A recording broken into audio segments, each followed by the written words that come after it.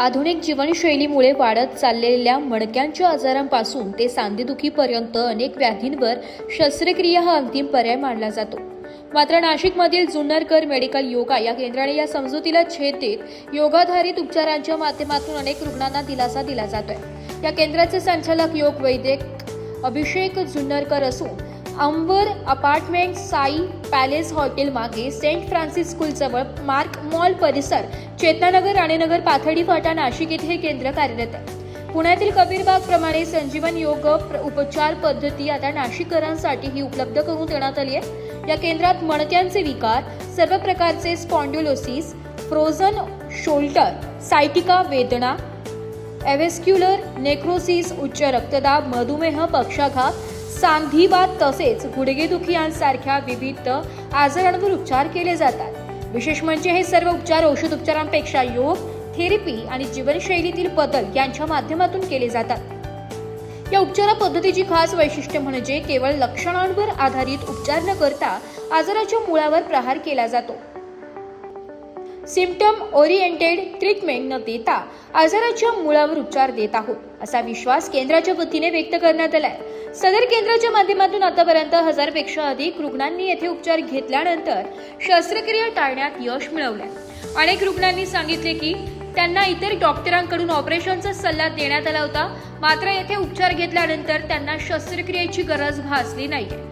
आधुनिक शरीर विज्ञान आणि योग यांचा संगम साधत जुन्नरकर मेडिकल योगा हे केंद्र नाशिकमध्ये पर्यायी उपचार पद्धतीचा एक विश्वासार्ह पर्याय म्हणून पुढे येत आहे. नमस्कार, मी योग वैद्य अभिषेक जुन्नरकर. गेली 8 वर्ष आम्ही इथे जुन्नरकर मेडिकल योगा येथे संजीवन योग जो कबीरबाग पुणे येथील आहे तो मान, पाठ, कंबर, गुडघे अशा विविध व्याधींवर उपचार देत आहोत.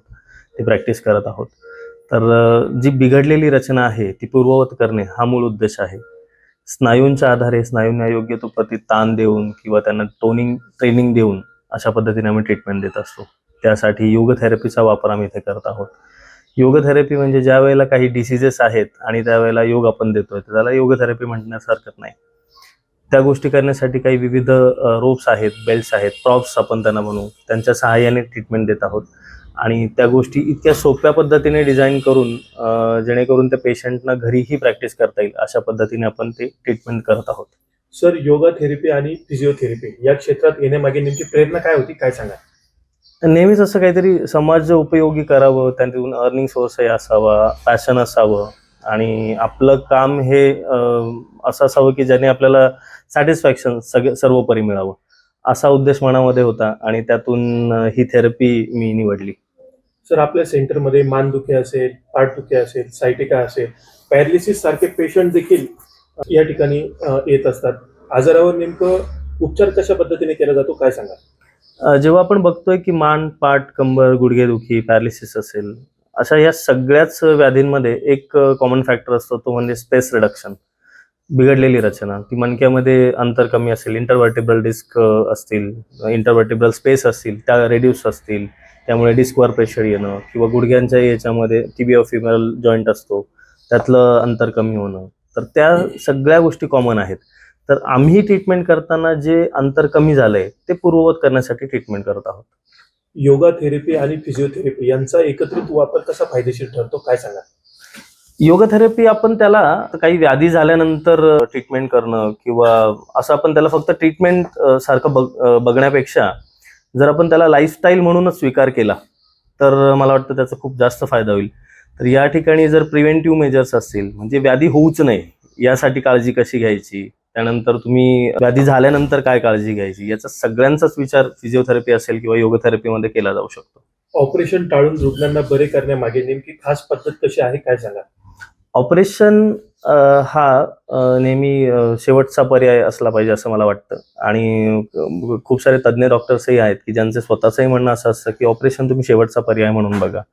आपण ज्यावेळेला विचार करतोय की ऑपरेशन करायचं आहे म्हणजे काय करायचंय, जी बिघडलेली रचना आहे ती काहीतरी आर्टिफिशियल इन्सर्शन करून पूर्ववत करायची. किती रुग्णांना आपण या ठिकाणी यशस्वीपणे आराम दिला आहे, काय सांगा? ज्या वेळेला आपण बघतोय की रचना बिघडली आहे तर त्याचं कारण स्नायू असतात की स्नायू त्यांचं काम व्यवस्थित करत नाहीत किंवा ते ओव्हर यूज होत आहे, अनयूज राहत आहेत. अशा कंडिशनमध्ये जर आपण त्यांना व्यवस्थित ट्रेनिंग गेली तर ते स्नायू ज्या कामासाठी शरीरात आहेत तेच काम व्यवस्थित ते करतील आणि तुम्हाला तुमचं स्वास्थ्य परत मिळू शकतं.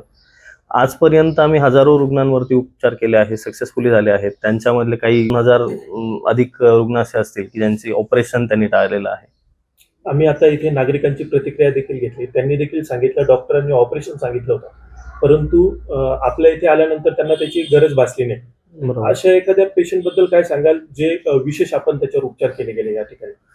आता काही पेशंट असे आहेत की एक छोटी मुलगी आली होती, तिला स्कोलिओसिस डेव्हलप झाला होता. आता स्कोलिओसिस डेव्हलप असल्यानंतर तिचं खूप मेजर ऑपरेशन होतं की पूर्ण स्पाइन्समध्येच तिच्या स्क्रू आणि रॉड्स वगैरे टाकून तिला सरळ करणार होतो. ते फक्त आपण योग थेरपीच्या सहाय्याने जवळपास 6 महिन्यामध्ये ती खूप सुंदर बरी झाली आहे की तिचा बिफोर आणि आफ्टर रिझल्टमध्ये अप्रतिम आपल्याला तो रिझल्ट दिसलाय की जो 0% तिचा स्कोलिओसिस आहे आता आणि व्यवस्थित आहे, पेनलेस कंडिशनमध्ये आयुष्य जगते ती. अशी बरेचसे केसेस आहेत. पण काही पेशंट असे आहेत की फूट ड्रॉप असतील, पायातली ताकदच पूर्ण गेलेली आहे, काही वॉकरवर येत आहे, ते चालताना आपल्याला दिसत आहे. अशा पद्धतीने बरेचसे पेशंट आहेत. आजच्या धकाधकीच्या जीवनशैलीमुळे कोणते आजार सर्वाधिक वाढताना दिसत आहे सर, काय सांगा? याला आपण लाईफस्टाईल डिसीजेस म्हणू शकतो. पुअर पोश्चर सगळ्यात मोठा प्रॉब्लेम आहे की तुमची चुकीची बसण्याची पद्धत, उभं राहण्याची पद्धत, झोपण्याची पद्धत, चालण्याची पद्धत.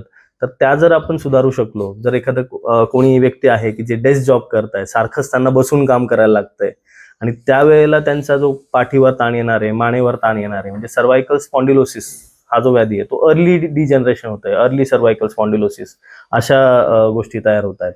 तर तुम्ही जर पोश्चर सुधारलं, बसण्याची पद्धत सुधारली, तुम्ही जेव्हा बसताय पुढे वाकून न बसता ताड बसणं वगैरे ह्या सगळ्या गोष्टी सुधारल्यात तरी आपण ते जे व्याधी आहेत ते येण्याच्या आधीच त्याला आपण थांबवू शकतो. मनका तसेच गुडघा संबंधित आजार टाळण्यासाठी नागरिकांनी कोणती विशेष काळजी घ्यावी, काय सांगा? मणक्याचं हेल्थ जपण्यासाठी आधी जसं मी म्हटलो की काही गोष्टी अशा असतील की ज्या तुम्ही फिट अँड फाईन राहण्यासाठी करा. काही जर तुम्ही सारखंच वाकून बसताय तर काही एक्सरसाइजेस बॅक बेंडिंगच्या कराव्यात. त्यानंतर जर व्याधी होतोय तर त्या निवारणासाठी या सगळ्या गोष्टी शिकणं आणि घरी करणं तर त्यात महत्त्वाच्या असतील. आणि निरोगी राहण्यासाठी खरं तर आहार विहार, भय, निद्रा, मैथुन या 5ही गोष्टी महत्त्वाच्या आहेत. मग त्यात तुमचा डाएट कसा असला पाहिजे, तुमचं रेग्युलर रुटीन काय आहे, एक्सरसाइजेस तुम्ही काय करताय, या सगळ्याच गोष्टींचा विचार केला पाहिजे. त्याच्याही पलीकडे आजचं धकाधकीचं जीवन हे स्ट्रेसफुल आहे. मग काही डिसिजेस सायकोसोमॅटिक पण आहेत, म्हणजे जसा तुमच्या मनाचा जो विचार आहे, जो तुमचा सबकॉन्शियस लेवलला तुम्ही विचार करताय त्याचा डायरेक्ट परिणाम तुमच्या शरीरावर होत असतो. त्यालाही मध्ये तुम्ही एक बांध घालणं गरजेचं आहे. योग नियमित केल्यास कोणते फायदे होतात, काय सांगा? योग खरं तर मन बुद्धीच्या विकासासाठी आपण नेहमीच बघत असतो, तर त्याचा शरीरासाठी वापर म्हणजे मन, बुद्धी आणि शरीर ओव्हरऑल सर्वांगीण विकासासाठी योगाकडे आपण बघितलं पाहिजे. फक्त 21 जूनला सेलिब्रेट न करता तो मला वाटतं रोजच जर आपण अंगवळणी पाडला, आपल्या दैनंदिन जीवनाचा भाग त्याला बनवला तर त्याचा खूप जास्त फायदा होऊ शकतो. भविष्यात आपल्या सेंटरमध्ये कोणती नवीन सेवा किंवा तंत्रज्ञान आणण्याचा विचार आहे का सर, काय सांगा? काही लिमिटेशन्स योग थेरपीचे आहेत. ॲज अ योग थेरपिस्ट आम्ही काही इमर्जन्सी केसेसमध्ये आम्ही तिथे कमी पडत असतो. अशा वेळेला आम्ही बऱ्याच वेळेला होमिओपॅथी डॉक्टर असतील किंवा आयुर्वेदिक पंचकर्म सारख्या पद्धती असतील याचा अवलंब नक्की करतो. त्यासाठी आम्ही काही तज्ज्ञ डॉक्टर्स आहेत ज्यांच्याशी संलग्न आहोत. तर ज्यावेळेला पेशंटला गरज पडते आम्ही त्यांना तिथे जाण्यासाठी सांगतो.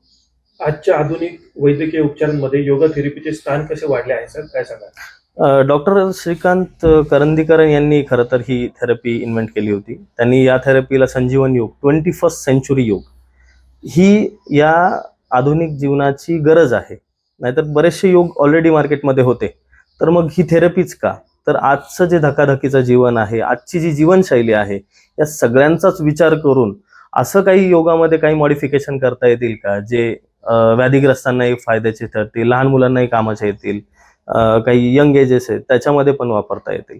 त्यासाठी खूप सुंदर एक सूत्र होतं, युवो वृद्धोती वृद्धो वा व्याधितो दुर्बलोपी वा अभ्यासात सिद्धी माप नव्हती सर्व योगे स्वतंत्रितः. म्हणजे योग हा सगळ्यांनीच करायचा आहे, पण कशा पद्धतीने करायचा आहे ह्याचा विचार करून डॉक्टर करंदीकरांनी ह्या थेरपीचंच इन्व्हेंट केलं. योग हा आपण जो करतोय तो विथ प्रॉप्स केला, म्हणजे पट्ट्यांच्या सहाय्याने केला, तर त्याचं रिटेन्शन पिरियड वाढवता येतो, त्यात परफेक्शन मिळवता येतं आणि त्यातून जो फायदा आपल्याला 10 सेकंदमध्ये मिळणार आहे तो जर 20 मिनिटांपर्यंत रिटेन केला तर त्याचा फायदा अधिक मिळवता येतो. जाता जाता नागरिकांना काय आवाहन कराल, काय संदेश द्याल sir? Stay natural, be healthy. मी रश्मी म्हात्रे, मी मुंबईहून आली आहे.